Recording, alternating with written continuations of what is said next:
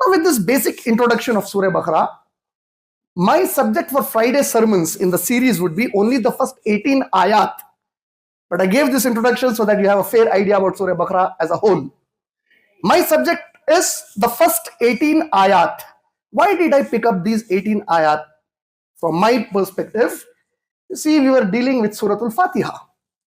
And the last part of Surah Fatiha was Ihdina Sirat al-Mustaqim, Sirat al-Lazina an'amta alayhim, ghairil maghdubi alayhim, walad dallin amin.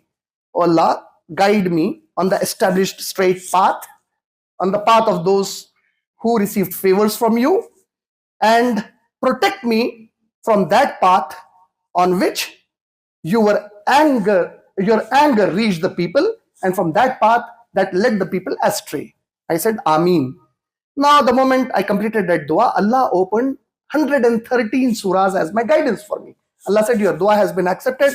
Look, this is the guidance from me. Now, read this message.